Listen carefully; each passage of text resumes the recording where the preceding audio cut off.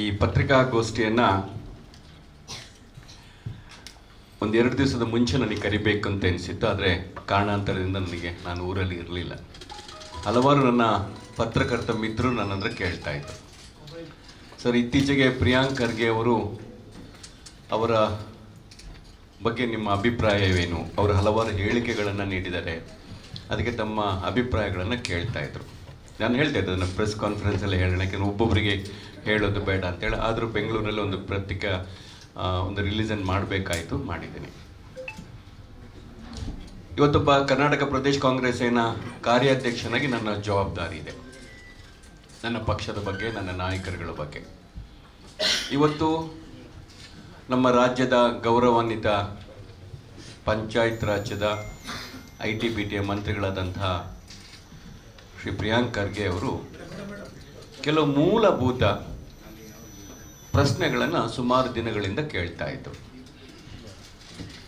ಅದಕ್ಕೆ ಬೇರೆ ಬೇರೆ ರೀತಿಯ ವ್ಯಾಖ್ಯಾನಗಳನ್ನು ಬೇರೆ ಬೇರೆ ಪತ್ರಿಕೆಯವರು ಇರ್ಬೋದು ಅಥವಾ ನಾಯಕರುಗಳು ಅದಕ್ಕೆ ಮಾಡ್ತಾ ಬರ್ತಾ ಇದ್ರು.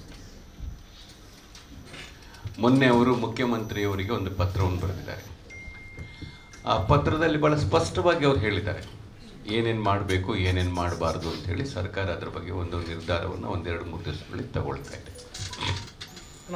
ಈಗ ನಾನು ಏನು ನಮ್ಮ ಗೌರವಾನ್ವಿತ ಮಂತ್ರಿಗಳು ಕೆಲವು ಈ ಮೂಲಭೂತ ಪ್ರಶ್ನೆಗಳನ್ನು ಎತ್ತಿದ್ದಾರೆ, ಅದೆಲ್ಲದೂ ಒಂದು ಇವತ್ತಿನ ಸ್ಥಿತಿಗತಿಗೆ ಸರಿಯಾದಂಥ ಮೂಲಭೂತ ಪ್ರಶ್ನೆಗಳನ್ನು ಅವರು ಕೇಳಿದ್ದಾರೆ. ಅವರು ಕೇಳಿರೋದ್ರಲ್ಲಿ ಯಾವುದೇ ರೀತಿಯ ತಪ್ಪುಗಳಿಲ್ಲ. ಅವರಿಗೆ ಸಂಪೂರ್ಣವಾದ ಬೆಂಬಲವನ್ನು ಕರ್ನಾಟಕ ಪ್ರದೇಶ ಕಾಂಗ್ರೆಸ್ಸಿನ ಕಾರ್ಯಾಧ್ಯಕ್ಷನಾಗಿಯೂ ಹಾಗೂ ಈ ಜಿಲ್ಲೆಯ ಒಂದು ಉಸ್ತುವಾರಿಯನ್ನು ವಹಿಸಿಕೊಂಡು ನಮ್ಮ ಎಲ್ಲ ನಾಯಕರುಗಳ ಒಂದು ಸಂಪೂರ್ಣವಾದ ಬೆಂಬಲವನ್ನು ಇವತ್ತು ನಾವು ಪ್ರಿಯಾಂಕ್ ಖರ್ಗೆ ಅವರಿಗೆ ನೀಡ್ತಾ ಇದ್ದೇವೆ. ಅದರ ಯಾವುದೇ ರೀತಿಯ ಅನುಮಾನ ಇಲ್ಲ. ಯಾಕೆಂದರೆ ಕೆಲವರೆಲ್ಲ ಪತ್ರಿಕೆಗಳಲ್ಲಿ ಬರೀತಾ ಇದ್ದಾರೆ, ದಕ್ಷಿಣ ಕನ್ನಡದ ಜಿಲ್ಲಾ ಕಾಂಗ್ರೆಸ್ಸಿನ ನಾಯಕರುಗಳು ಬಾಯಿ ಮುಚ್ಕೊಂಡಿದ್ದಾರೆ, ಅವರು ಒಳ ಒಪ್ಪಂದಗಳನ್ನು ಮಾಡ್ಕೊಂಡಿದ್ದಾರೆ, ಅವರು ಅದು ಮಾಡಿದ್ದಾರೆ, ಅವ್ರು ಯಾರು ಮಾಡ್ತಾ ಇಲ್ಲ. ಒಬ್ಬರು ರಾಜ್ಯದ ನಾಯಕರು ಒಂದು ಪತ್ರಿಕೆ ಹೇಳಿಕೆಯನ್ನು ಮಾಡಿದ ನಂತರ ಕಾಂಗ್ರೆಸ್ಸಿನ ಎಲ್ಲರೂ ಅದಕ್ಕೆ ಸಂಪೂರ್ಣವಾದ ಸಹಕಾರವನ್ನು ಕೊಡೋದು ನಮ್ಮ ಧರ್ಮ, ಅದರಲ್ಲಿ ಎರಡನೇ ಮಾತಿಲ್ಲ. ಆದರೆ ಎಲ್ಲರೂ ಬಂದು ಅದನ್ನು ಪತ್ರಿಕೆಯಲ್ಲಿ ಹೇಳಬೇಕು ಅನ್ನೋದನ್ನು ನಾವಂತೂ ಅದನ್ನು ಯಾವುದನ್ನು ಆ ರೀತಿಯ ಒಂದು ಮೈಂಡಲ್ಲಿ ನಮಗಿಲ್ಲ. ಯಾಕೆ ನಾಯಕರು ಹೇಳಿದರೆ ನಾವು ಅದಕ್ಕೆ ಸಂಪೂರ್ಣ ಬೆಂಬಲವನ್ನು ಕೊಡ್ತಾ ಇದ್ದೀವಿ ಅಂತೇಳಿ. ಯಾವಾಗ ಈ ರೀತಿಯ ಒಂದು ಆಗು ಹೋಗುಗಳ ಬಗ್ಗೆ ಸಂಶಯಗಳನ್ನು ವ್ಯಕ್ತಪಡಿಸಿದಾಗ ಅದನ್ನು ನಿಮ್ಮ ಮುಂದೆ ಪತ್ರಿಕೆಗಳ ಮೂಲಕ ನಮ್ಮ ಕಾರ್ಯಕರ್ತರಿಗಿರ್ಬೋದು, ಜನರಿಗಿರ್ಬೋದು ತಿಳಿಸುವ ನಮ್ಮ ಕರ್ತವ್ಯ ಅಂಥೇಳಿ ಇವತ್ತು ಕಾಂಗ್ರೆಸ್ ಪಕ್ಷಕ್ಕಿನ ನಮ್ಮ ಅಧ್ಯಕ್ಷ ಹರೀಶ್ ಕುಮಾರ್ ಅವರನ್ನು, ಅದೇ ರೀತಿ ನಮ್ಮ ಲೋಕಸಭಾ ಸ್ಪರ್ಧೆ ಮಾಡಿದಂಥ ಆತ್ಮೀಯರಂಥ ಪದ್ಮರಾಜರವರನ್ನು, ಹಾಗೆಲ್ಲ ನಮ್ಮ ನಾಯಕರುಗಳ ಮುಖಾಂತರ ಇದನ್ನು ಸ್ಪಷ್ಟೀಕರಣವನ್ನು ಕೊಡಲಿಕ್ಕೆ ನಾನು ಬಯಸ್ತಾ ಇದ್ದೀನಿ. ಪ್ರಿಯಾಂಕ್ ಖರ್ಗೆ ಅವರು ಏನು ಹೇಳಿದ್ದಾರೆ? ಪ್ರಿಯಾಂಕ್ ಖರ್ಗೆ ಅವರು ಹೊಸದಾಗಿ ಏನನ್ನು ಹೇಳೇ ಇಲ್ಲ.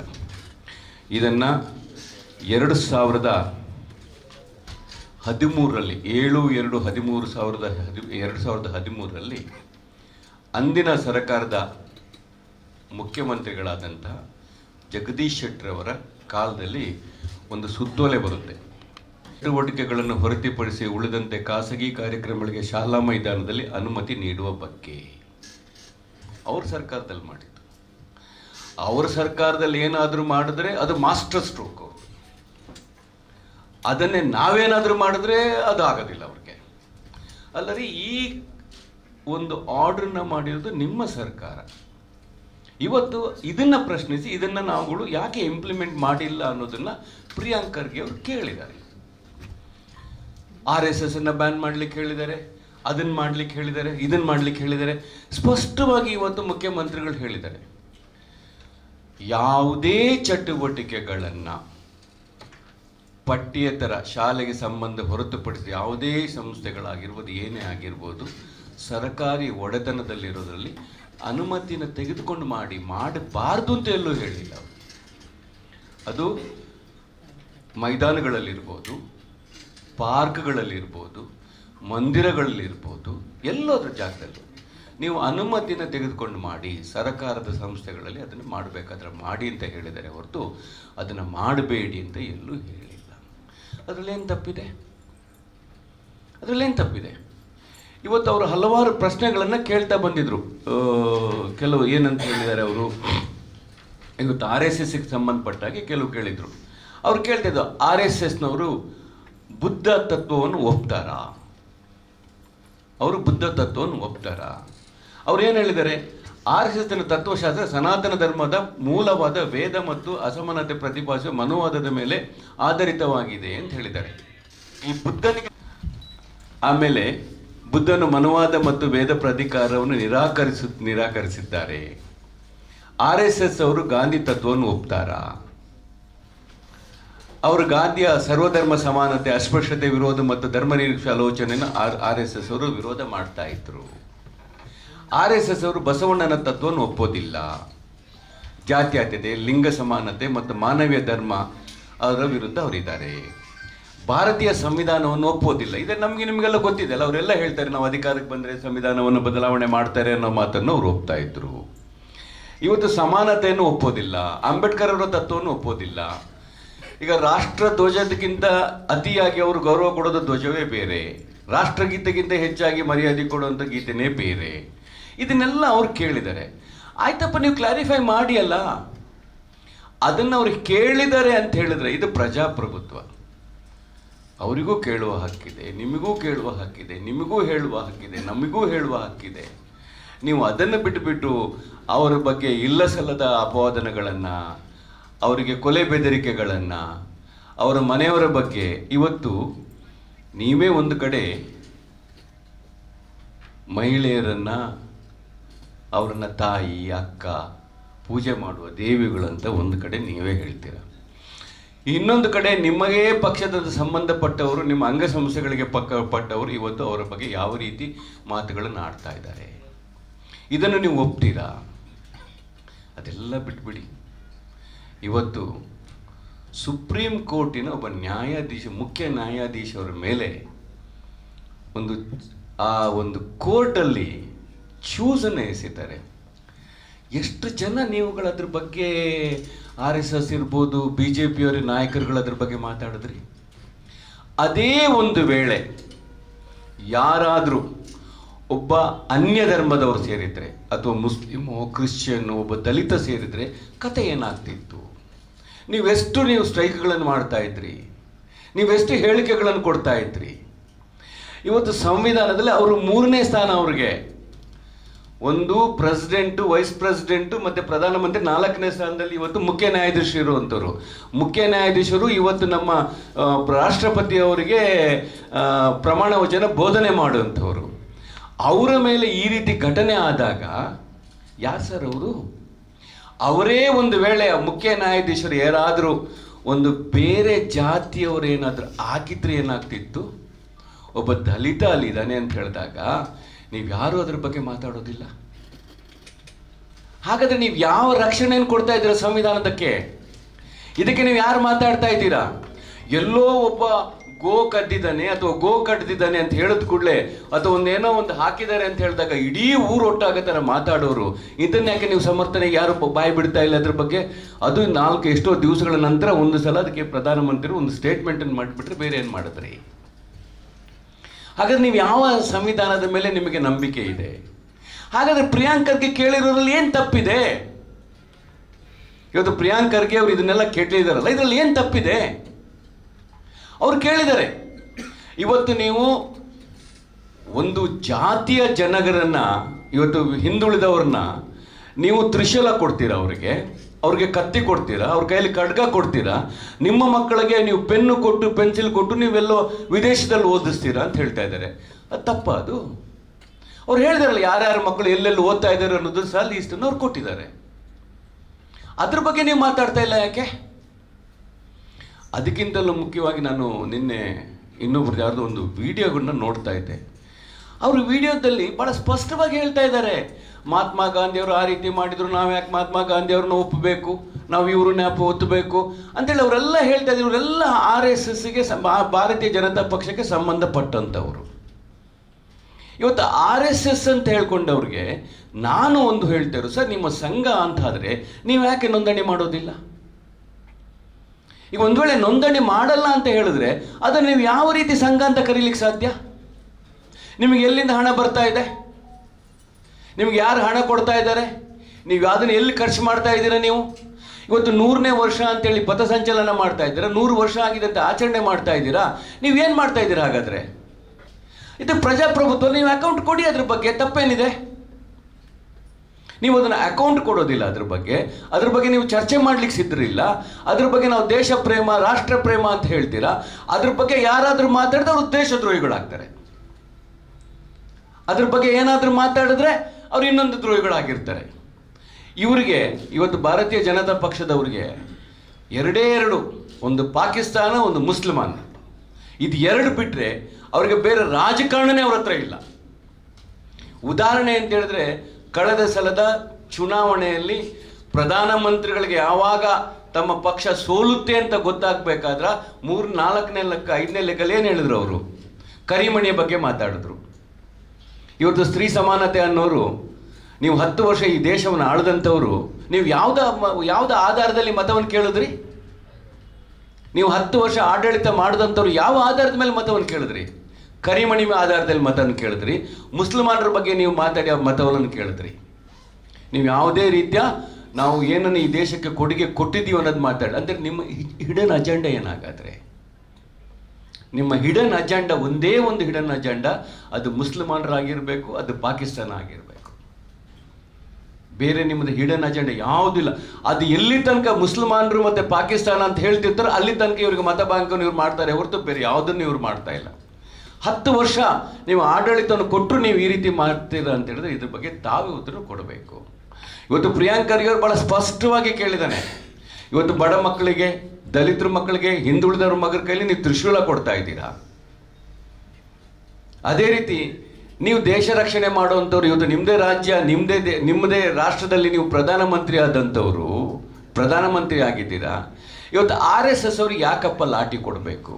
ಭಾಳ ಸ್ಪಷ್ಟವಾಗಿ ಈ ಕಾನೂನಲ್ಲೇ ಹೇಳ್ತಾ ಇದೆ. ಏನು ಹೇಳ್ತಾ ಇದೆ ಅಂತ ಹೇಳಿದ್ರೆ, ಆರ್ಮ್ ಆಕ್ಟ್ 1959 ಪ್ರಕಾರ ಪರವಾನಗಿ ಇಲ್ಲದೆ ಶಸ್ತ್ರಾಸ್ತ್ರವನ್ನು ತಯಾರಿಸುವುದು, ಬಳಸುವುದು, ತರಬೇತಿ ನೀಡುವುದು ನಿಷೇಧ. ಈಗ ನೀವು RSS ಅವರು ಟ್ರೈನಿಂಗ್ ಕೊಡಬೇಕು, ಎಕ್ಸರ್ಸೈಸ್ ಮಾಡಬೇಕು ಅಂತ ಹೇಳಿದಾಗ ನಿಮಗೆ ಗೊತ್ತಿದೆ ಕೂರ್ಗಲ್ಲಿ ಯಾವ ರೀತಿಯ ಒಂದು ಕೋವಿಗಳನ್ನು ಇಟ್ಕೊಂಡು ಅವರು ಟ್ರೈನಿಂಗ್ ಕೊಟ್ಟರು ಅಂತ ಹೇಳಿ. ನೀವು ಟ್ರೈನಿಂಗ್ ಕೊಟ್ಟರು ಲಾಠಿನೇ ಯಾಕೆ ಯೂಸ್ ಮಾಡ್ತೀರಾ? ನೀವು ಲಾಠಿ ಇಲ್ಲದೆ ನೀವು ಮಾಡಲಿಕ್ಕಾಗಲ್ವಾ? ಲಾಠಿ ಒಂದು ಶಸ್ತ್ರ ಅಲ್ವಾ? ಅದನ್ನ ಯಾಕೆ ನೀವು ಉಪಯೋಗ ಮಾಡ್ತಾ ಇದ್ದೀರಾ? ನೀವು ಅದನ್ನು ಇಟ್ಕೊಂಡ್ರೆ ಅದನ್ನು ನೀವು ಬ್ಯಾನ್ ಮಾಡಿ ಅಂತ ಹೇಳ್ತಾ ಇದ್ದೀವಿ. ನೀವು ಒಂದು ವೇಳೆ ಅದನ್ನೆಲ್ಲ ನೀವು ಇಟ್ಕೊಂಡು ಈ ರೀತಿ ಮಾಡ್ತಾ ಇದ್ದರೆ, ನೀವು ಈಗ 100 ವರ್ಷ ಆಗಿದೆ ಅಂತೇಳಿ ರೋಡ್ ಬ್ಲಾಕ್ ಮಾಡ್ತಾ ಇದ್ದೀರಾ, ಅದು ಮಾಡ್ತಾ ಇದ್ರೆ ಅದೆಲ್ಲ ಅದಕ್ಕೆಲ್ಲ ಪರ್ಮಿಷನ್ ತಗೊಳ್ಳಿ ಅಂತ ಕೇಳ್ತಾ ಇರೋವಂಥದ್ದು. ನೀವು ಲಾಠಿ ತಗೊಂಡು ಹೋಗ್ತೀರಾ, ಪರ್ಮಿಷನ್ ತಗೊಂಡು ಅಂತ ಹೇಳ್ತಾ ಇರೋದು. ನಿನ್ನ ಕೈಯಲ್ಲಿ ಮಾಡ್ಲಿಕ್ಕಾಗುತ್ತಾ, ನಿನ್ನ 10 ವರ್ಷ ಹುಟ್ಟು ಬಾ, ಇದೆಲ್ಲ ಯಾಕೆ ಮಾತಾಡ್ತೀರಾ? ನಿಮಗೆ ಬೇಕು ಅಂತ ಹೇಳಿದ್ರೆ ನಿಮಗೆ ಪರ್ಮಿಷನ್ ತಗೊಳ್ಳಿ ಅಂತ ನಾವು ಹೇಳ್ತಾ ಇದ್ದೀವಿ ಹೊರತು ಬೇರೆ ಯಾವ ವಿಷಯದಲ್ಲಿ ಹೇಳ್ತಾ ಇಲ್ಲ. ಏನಿವತ್ತು ಪ್ರಿಯಾಂಕ್ ಖರ್ಗೆ ಅವರು ಹೇಳಿದ್ದಾರೆ, ಅವರಿಗೆ ಸಂಪೂರ್ಣವಾದ ಬೆಂಬಲವನ್ನು ನಾವು ನಮ್ಮ ದಕ್ಷಿಣ ಕನ್ನಡ ಜಿಲ್ಲಾ ಕಾಂಗ್ರೆಸ್ಸಿನ ವತಿಯಿಂದ ಅವ್ರ ಜೊತೆ ಇದ್ದೀವಿ. ನಾವು ಅವರಿಗೆ ಸಂಪೂರ್ಣವಾದ ಬೆಂಬಲವನ್ನು ಕೊಡ್ತಾ ಇದ್ದೀವಿ ಅಂತ ಹೇಳಲಿಕ್ಕೆ ನಾನು ಬಯಸ್ತಾ ಇರುವಂಥದ್ದು. ಬೇರೆ ಏನಾದರೂ ತಮ್ಮಲ್ಲಿ ಇದ್ರೆ ಈಗ ಅದನ್ನ ಪಾಯಿಂಟ್ ಔಟ್ ಮಾಡೋಕ್ಕಿಂತ should have ensured there is no permission. ಎಲ್ಲ ಕಡೆ ಆಗಿದೆ, ಬೆಂಗಳೂರಿನಲ್ಲಿ ಆಗಿದೆ, ಹುಬ್ಳಿಯಲ್ಲಿ ಆಗಿದೆ, ಇಲ್ಲೂ ಆಗಿದೆ, ಎಲ್ಲ ಕಡೆ ಆಗಿದೆ. ಹಾಗಾಗಿ ಏನು ವಾಟ್ ಇಸ್ ದಿ ಥಿಂಗ್ ಅಂದ್ರೆ ನೀವು ಎತ್ತೋದು ಒಬ್ಬ ಮಿನಿಸ್ಟರ್ ಎತ್ತಬೇಕಾದ್ರೆ ಸರ್, ಈಗ ನಾನು ಹೇಳ್ತೀನಿ ಕೇಳಿ ಸರ್, ಆ ರೀತಿ ಆಗಿದೆ ಅಂದ ಮೇಲೆ ಇದನ್ನ ಮಾಡೋಣ ಅಂತ ನಾವು ಹೊರಟಿರುವಂಥದ್ದು. ಈಗ ಅವರು ಪರ್ಮಿಷನ್ ಇಲ್ಲದೆ ಈ ರೀತಿ ಮಾಡ್ತಾ ಇದ್ದಾರೆ, ರಸ್ತೆ ಸಂಚಾರಕ್ಕೆ ಇದರಿಂದ ತೊಂದರೆ ಆಗ್ತಾ ಇದೆ, ಅವ್ರು ಈ ರೀತಿ ಪದ ಸಂಚಲನ ಮಾಡ್ತಾ ಇದ್ದಾರೆ ಅಂತ ಹೇಳಿದಾಗ ಸಾರ್ವಜನಿಕರು ಇದ್ರ ಬಗ್ಗೆ ಪ್ರಶ್ನೆ ಎತ್ತಿದಾಗ ಒಬ್ಬ ಮಂತ್ರಿಗಳಾಗಿ ಹೌದು ಇದು ಮಾಡಿದ್ದು ತಪ್ಪು, ಈ ರೀತಿ ಮಾಡಬಾರ್ದು ಅಂತೇಳಿ ಹೇಳಿರುವಂಥದ್ದು. ಇನ್ನು ಮೇಲೆ ಯಾವುದೇ ಅಲ್ಲಲ್ಲ ಅದು ಸರ್, ಈಗ ಅದನ್ನೇ ಹೇಳ್ತಾ ಇರೋದು ಸರ್. ಇದು ಆದ ಮೇಲೆ ಈಗ ಯಾವುದೇ ಒಂದು ರೂಲ್ಸ್ ರೆಗ್ಯುಲೇಷನ್ ಮಾಡಬೇಕು ಅಂತ ಹೇಳಿದಾಗ ಆ ತಪ್ಪು ಆದಮೇಲೆ ಈ ತಪ್ಪು ಆಗಬಾರ್ದು ಅಂತ ಹೇಳೋದಕ್ಕೆ ಮಾಡ್ತಾ ಇರೋದು. ಇನ್ನು ಮೇಲೆ ಇದು ಆಗಬಾರ್ದು ಅಂತೇಳಿ ಮುನ್ನೆಚ್ಚರಿಕೆಯಾಗಿ ಕೊಟ್ಟಿದ್ದೀವಿ.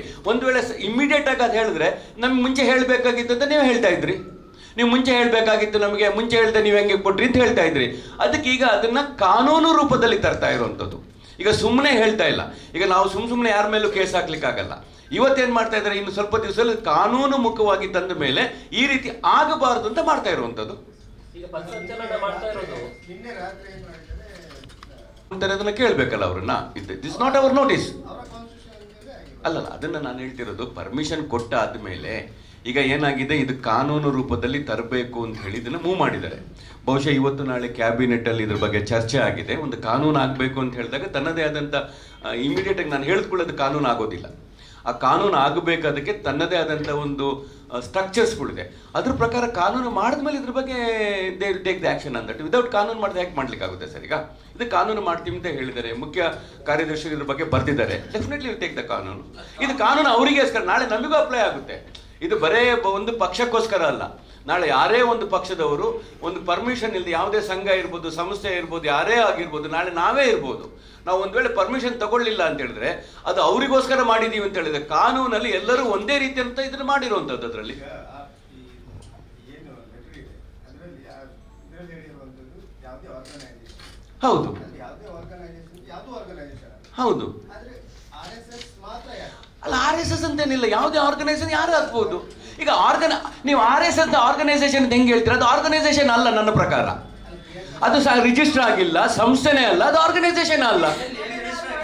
ಯಾರು ಅಲ್ಲ, ಯಾರು ಮಾಡ್ತಾರೆ ಅವ್ರ ಮೇಲೆ ಆಕ್ಷನ್ ತಗೊಳ್ತಾ ಇರೋದು. ಅಲ್ಲ, ನೋ ಅಲ್ಲ, ಯಾರೇ ಆಗಲಿ ಆರ್ಗನೈಸೇಷನ್, ಅದು ಯಾರೇ ಆಗಲಿ, ಯಾರೇ ಮಾಡುತ್ತಾರೆ ಅಂತ ಹೇಳ್ಬೇಕಾದ್ರೆ ಅದ್ರ ಬಗ್ಗೆ ಆಕ್ಷನ್ ತಗೊಳ್ತಾರೆ. ಅದು ಸಂಘಟನೆ ಅಲ್ಲ, ಅದು ಸಂಸ್ಥೆ ಅಲ್ಲ. ಅವ್ರು ಮಾಡಿದಾಗ ಅದಕ್ಕೆ ನೋಡಿ, ನಾನು ವೆರಿ ಕ್ಲಿಯರ್ ಆಗಿ ಹೇಳ್ತಾ ಇದ್ದೀವಿ. ನಾವಿಲ್ಲಿ RSS ಅಂತ ಹೆಸರು ಹೇಳ್ತಾ ಇಲ್ಲ. ಅಲ್ಲಲ್ಲ, ನಾನು ಹೇಳ್ತಾ ಇರೋದು RSS. ನಾನು ಹೇಳ್ತಾ ಇರೋದು RSS ಅವರು ಅಲ್ಲ ಸರ್, ನಾವು ಬ್ಯಾನ್ ಮಾಡ್ತೀವಿ ಅಂತ ಎಲ್ಲಿ ಹೇಳಿದೀವಿ ನಿಮ್ಗೆ? ಯಾರು ಹೇಳಿದ್ದಾರೆ?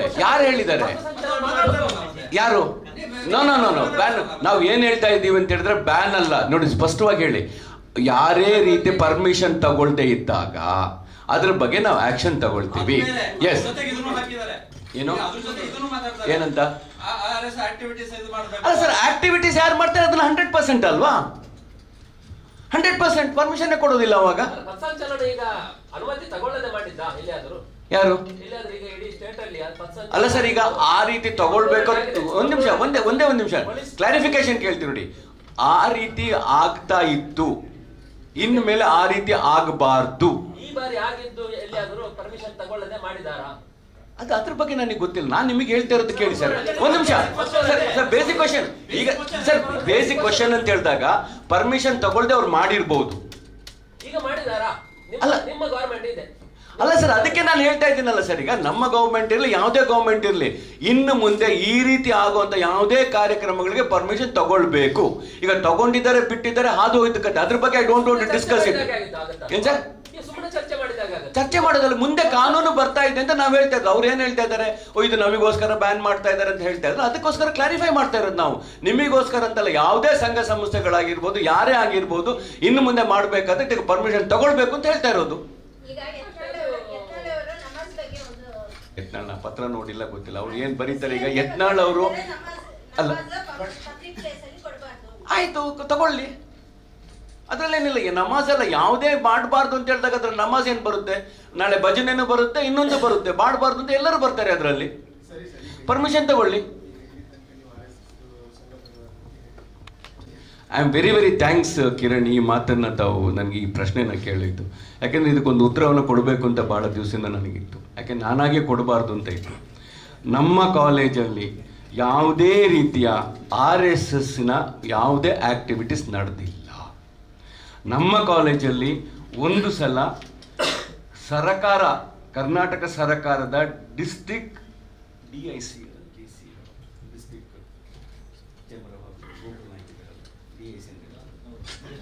ಇಂಡಸ್ಟ್ರಿಯಲ್ ಅವರು ಮತ್ತೆ ವಿಶ್ವೇಶ್ವರಯ್ಯ ಟೆಕ್ನಿಕಲ್ ಯೂನಿವರ್ಸಿಟಿ ಅವರ ಜೊತೆ ಸೇರಿ ಒಂದು ಸೃಷ್ಟಿ ಅಂತೇಳಿ ಒಂದು ಪ್ರೋಗ್ರಾಮ್ ಆಗಿತ್ತು. ಸೃಷ್ಟಿ ಅಂತ ಹೇಳಿದ್ರೆ ಅದು ಕರ್ನಾಟಕ ರಾಜ್ಯದಲ್ಲಿರುವಂತಹ ಎಲ್ಲ ಇಂಜಿನಿಯರಿಂಗ್ ಕಾಲೇಜುಗಳು ಮತ್ತು ಪಾಲಿಟೆಕ್ನಿಕ್ ಕಾಲೇಜುಗಳ ಪ್ರಾಜೆಕ್ಟ್ ಎಕ್ಸಿಬಿಷನ್ ಮತ್ತು ಇನೋವೇಷನ್ ಬಗ್ಗೆ ನಡೆದಂಥ ಒಂದು ಕಾರ್ಯಕ್ರಮ. ಇದಕ್ಕೆ ಬ್ಯಾಕ್ ಬೋನ್ ಆಗಿ ಸ್ಟೂಡೆಂಟ್ಸ್ ಯೂನಿಯನ್ ABUP ಅವರು ಅದಕ್ಕೆ ಸಪೋರ್ಟ್ ಮಾಡಿದ್ದಾರೆ.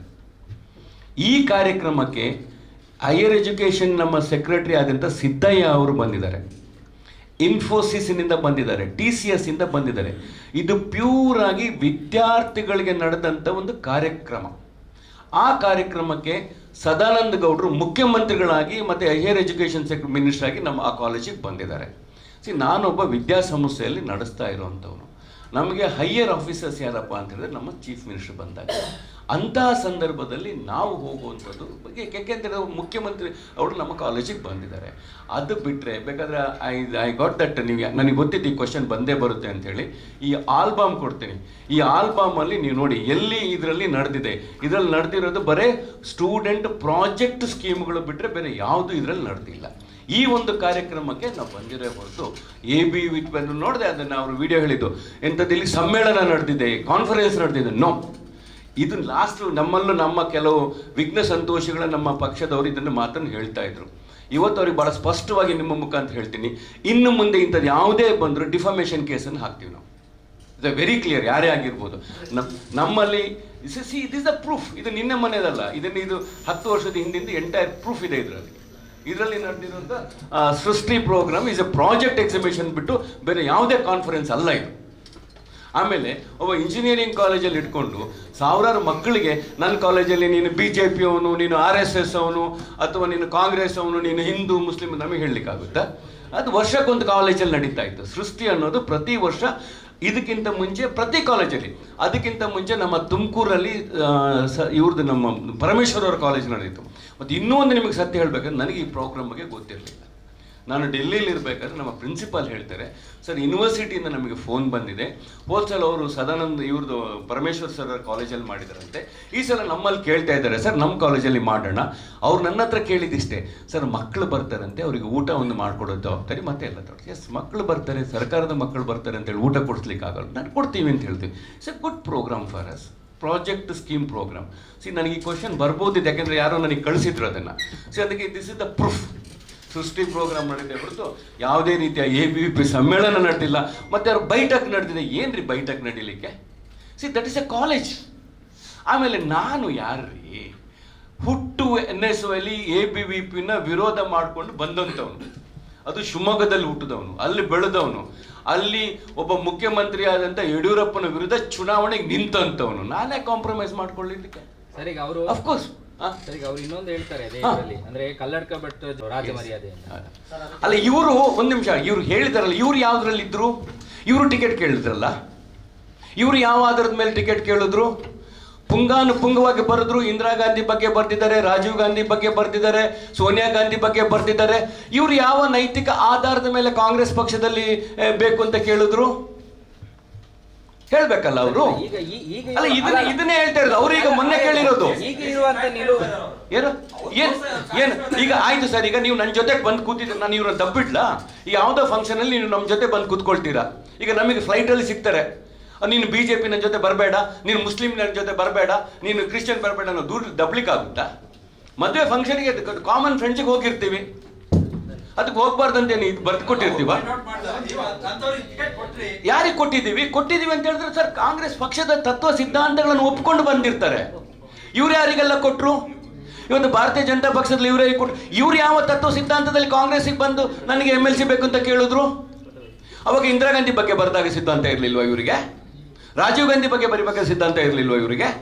ರಾಹುಲ್ ಗಾಂಧಿ ಬಗ್ಗೆ ಬರಿಬೇಕಾದ್ರೆ ಸಿದ್ಧಾಂತ ಇರಲಿಲ್ವಾ ಇವರಿಗೆ? ಅವರಿಗೆ ಈಗ ಸಿಕ್ಕಿಲ್ಲ ಅನ್ಬೇಕಾದ್ರೆ ಬೇರೆ ಸಿದ್ಧಾಂತ ಆಗುತ್ತೆ ಅದರಲ್ಲಿ.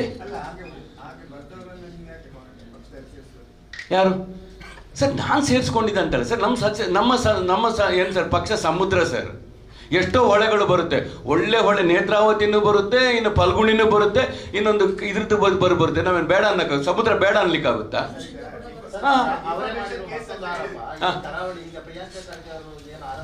ಎದೆ ತೆಗೆದು ನೋಡಪ್ಪ ನಮ್ಮ ಹತ್ರ ನಿಲುವು ಇಲ್ಲ ಅಂತೇಳಿ ಅಂದ್ರೆ ಎದೆ ತೋರಿಸ್ಬೇಕಾ? ಆಯ್ತಪ್ಪ, ನಿಮ್ಗೆ ಹೇಳ್ತೀನಿ, 2013ರಲ್ಲಿ 7 ಜನ ಮಂತ್ರಿಗಳು ಗೆದ್ದಿದ್ದಾರೆ ಅಂತೇಳಿ ಸೋಲಿಕ್ಕೆ ಯಾರು ಕಾರಣ? ಹಾಗಾದ್ರೆ ನಾವುಗಳ್ಯಾರು ಇದ್ವಾ ಇಲ್ಲಿ? ಮಂತ್ರಿಗಳನ್ನ ಗೆಲ್ಸಿದವ್ರು ಸೋಲದ್ದು ಯಾಕಾಗಾದ್ರೆ? ಅದನ್ನ ಹೇಳಿ.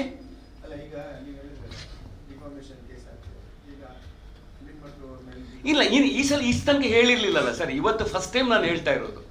ಈಗ ಫಸ್ಟ್ ಟೈಮ್ ನಾನು ಇವತ್ತು ನಿಮಗೆ ಪ್ರೂಫ್ ಕೊಡ್ತಾ ಇದ್ದೀನಿ, ಇದು ಕ್ಲಾರಿಫಿಕೇಶನ್ ಕೊಡ್ತಾ ಇದ್ದೀನಿ. ಅದೇನು ಸಮ್ಮೇಳನ ಅಥವಾ ಪ್ರಾಜೆಕ್ಟ್ ಅಂತ ನೋಡ್ಕೊಳ್ಳಿ, ಸುಮ್ಮನೆ ಬಾಯಿಗೆ ಬಂದಂಗೆ ಮಾತಾಡೋದಲ್ಲ. ಒಂದು ವಿದ್ಯಾಸಂಸ್ಥೆಯಲ್ಲಿ ವಿದ್ಯಾರ್ಥಿಗಳಿಗೆ ಉಪಯೋಗ ಆಗುತ್ತೆ ಅನ್ಬೇಕಾದ್ರೆ we is not compromise it. ವಿದ್ಯಾರ್ಥಿಗಳಿಂದ ದೊಡ್ಡದೇನಿದೆ ನನಗೆ? ಯಾರೇ ಆಗಿರಲಿ ವಿದ್ಯಾರ್ಥಿಗಳು, ಒಂದು ಪ್ರಾಜೆಕ್ಟ್ ಸ್ಕೀಮ್ ಐಸೆ ಸಿ ದಟ್ ಇಸ್ ಚೇಂಜ್ಡ್. ಇಡೀ ಕರ್ನಾಟಕದಿಂದ ಬರುವಂಥ ಮಕ್ಕಳು. So 300 is a proof. 300 ಕಾಲೇಜಿಂದ ಬರುವಂಥವ್ರು ಪ್ರಾಜೆಕ್ಟ್ ಸ್ಕೀಮನ್ನು ಕೊಡುವಂಥದ್ದು, ಫೈನಲ್ ಇಯರ್ ಪ್ರಾಜೆಕ್ಟ್ಸ್ಗಳನ್ನು ಕೊಡುವಂಥದ್ದು. ಹಾಗಾದರೆ ಸಿದ್ದಯ್ಯ ಯಾಕೆ ಬಂದರು, ಇವರು ಪ್ರಿನ್ಸಿಪಲ್ ಸೆಕ್ರೆಟ್ರಿ, ವೈಸ್ ಚಾನ್ಸಲರ್ ಯಾಕೆ ಬಂದರು, ಕಂಪನಿಯವ್ರು ಯಾಕೆ ಬಂದಿದ್ದಾರೆ? ಅದೇನು RSS ಇದು ಇನ್ನು ಕಾಂಗ್ರೆಸ್ ಪ್ರೋಗ್ರಾಮ್ ಅಂತ ಬಂದಿದ್ದಾರೆ ಅವರು? ಸುಮ್ಮನೆ ಯಾರೋ ಹೇಳಿದ್ದಾರೆ, ಯಾರೋ ಬರೆಯೋದು ಅಂತ ಹೇಳಲ್ಲ. ಇದೆಲ್ಲ ಪುರಾಣಚನೆಯಲ್ಲೋ ಇವ್ರು ಅವ್ರ ಜೊತೆ ಇದ್ರು, ಇವ್ರ ಜೊತೆ ರೀ. ನನ್ನಷ್ಟು ಫೈಟ್ ಯಾರು ಮಾಡಿದ್ದಾರೆ RSS BJPಗೆ ವಿರುದ್ಧ? ಯಡಿಯೂರಪ್ಪನ ವಿರುದ್ಧ ನಿಲ್ಲಬೇಕು ಅಂತ ಹೇಳಿ ಅಷ್ಟು ತಾಕತ್ತಿಲ್ವಾ? ನಿಂತಿಲ್ವಾ ನಾನು? ಅವ್ರ ವಿರುದ್ಧ ಮಾತಾಡ್ತಾ ಇರಲಿಲ್ವಾ? ಏನು ನಾವೇನು ಕತ್ತಿಡ್ಕೊಂಡು ಓಡಾಡಬೇಕಾ? ಈ ರೀತಿ ಎಲ್ಲ ಸುಮ್ಮನೆ ಬಾಯಿಗೆ ಬಂದಂಗೆ ಮಾತಾಡೋದಲ್ಲ. ಒಬ್ರು ಅವರಿಗೆ ತನ್ನದೇ ಆದಂಥ ಒಂದು, ಯಾರೇ ಆಗಲಿ ಅದು ಸತ್ಯ ಏನಂತೇಳಿ ಅರ್ಥ ಮಾಡ್ಕೊಳ್ಬೇಕು. So I am thanks Kiran, ಯಾಕೆಂತ ಹೇಳಿದ್ರೆ ನನಗಾಗಿ ಇದನ್ನು ಕ್ಲಾರಿಫೈ ಬಗ್ಗೆ ನಾವಾಗಿ ಯಾಕಪ್ಪ ಮೇಲೆ ಹಾಕೋದು ಅಂತ ಇತ್ತು. ಪ್ರತಿ ಸಲ ಇದನ್ನ ಹೇಳೋದು, ಅವರು BJP ಅವ್ರ ಜೊತೆ ಇದ್ರಂತೆ, ಅವರು RSS ಅವ್ರ ಜೊತೆ ಇದ್ರಂತೆ. ಈಗ ನಾವೇನು ದಬ್ಲಿಕ್ಕಾಗುತ್ತಾ? ಈಗ ನೀವು ನನ್ನ ಜೊತೆ ಬಂದು ನೀವು ನಮ್ಮನ್ನು ದಬ್ತೀರಾ, ಇವ್ರು ಕಾಂಗ್ರೆಸ್ ಅವರು ಅಂತ ಹೇಳ್ಬಿಟ್ಟು. ಏನು ಚಕ್ಕಂದ ಆಡ್ತಾರೆ, ಇವ್ರಿಗೇನು ಗೊತ್ತಿದೆ ಅಂತ? ಇವರಿಗೆ ಯಾರು ಚಕ್ಕಂದ ಆಡಿದಾರಂತೆ? ಇವ್ರೇನು ಕಾಂಗ್ರೆಸ್ ಲೀಡರ್ಗಳನ್ನ ಅಷ್ಟು ಚೀಪ್ ಆಗಿದ್ದಾರಂತೆ ಇವರಿಗೆ? 2013ರಲ್ಲಿ ಒಳ ಒಪ್ಪಂದ ಮಾಡ್ಕೊಂಡಿದ್ರ. 2013ರಲ್ಲಿ ಗೆದ್ದವರೆಲ್ಲ ಸೋತಿದ್ದ ಹಾಗಾದ್ರೆ ಮಂತ್ರಿಗಳು ಸೋಲ್ಬಾರ್ದಿತ್ತಲ್ಲ ಇವ್ರ ಲೆಕ್ಕದಲ್ಲಿ? ಆಮೇಲೆ ನಾವೆಲ್ಲ ಬಂದಿದ್ದಂತ ಆಮೇಲೆ this is the reality. So that's ಯಾರು ಸರ್ ರಾಜಕಾರಣದಲ್ಲಿ ಸೋಲು ಗೆಲ್ಲ ರಾತ್ರಿ ಆದ್ರೆ ಬೆಳಗಾಗುತ್ತೆ, ಬೆಳಗಾದ್ರೆ ರಾತ್ರಿ ಆಗುತ್ತೆ. ಇವತ್ತು ಗೆದ್ದವ್ರು ನಾಳೆ ಇರಲ್ಲ, ನಾಳೆ ಇದ್ದವ್ರು ನಾಳೆ ಇರಲ್ಲ sir. That is a circle. ಅದು ನೀವು ಬೆಳಗ್ಗೆ ಆಗಿದ್ರೆ ರಾತ್ರಿ ಆಗಿದೆ ಅಂತ ಕೇಳಿ ನಾನೇನು ಹೇಳ್ಬೇಕು ಹೇಳಿ? ಸ್ವಾಮಿ ಅದನ್ನೇ 2013ರಲ್ಲಿ ನಾವು ಇರ್ಲೇ ಇಲ್ಲಲ್ಲ ಸ್ವಾಮಿ, ಅದ್ಯಾಕೆ ಸೋತಿದೆ ಅಂತ ಕೇಳ್ತಾ ಇರೋದು ನಾನು. ಅಲ್ಲ ಯಾಕೆ ಸ್ವಾಮಿ 2013ರಲ್ಲಿ ಗೆದ್ದವ್ರು ಯಾಕೆ ಸೋತ್ರು ಅಂತ ಕೇಳ್ತಿರೋದು ನಾನು. ಈಗ ಗೆದ್ದವರು ಯಾಕೆ ಸೋತ್ರು ಅಂತ ನಿಮ್ಮ ಹತ್ರ ಕೇಳ್ತಾ ಇದ್ದೀನಿ ನಾನು. ಅವ್ರು ಹೇಳಿ ಅದನ್ನ. ಸುಮ್ಮನೆ ಕರಾವಳಿಯ ಕಾಂಗ್ರೆಸ್ಸಿಗರು ಏನು ಒಬ್ಬರೇ ಇರೋದಂತ ಹೇಳಲಿಕ್ಕೆ. ನಾವು ಆ್ಯಕ್ಚುಲಿ ಈಸ್ ಎ ಡಿಫ್ರೆಂಟ್. ಒಂದು ಮಾತಾಡ್ಲಿಕ್ಕೆ ಒಂದು ಅದಕ್ಕೊಂದು ಇದಿರಬೇಕಲ್ಲ. ಒಬ್ಬರೇ ಕೂತ್ಕೊಂಡು ನಾನು ಏನು ಬೇಕಾದರೂ TV ಹೇಳ್ಬೋದು ಅಂತ ಮಾತಾಡೋದಾ? ಅದು ಎಲ್ಲಿಯವರಾಗಲಿ ಸ್ವಾಮಿ, ವಾಟ್ ಈಸ್ ದ ವಾಸ್ತವ ಸ್ಥಿತಿ ಗೊತ್ತಿರಬೇಕಲ್ಲ.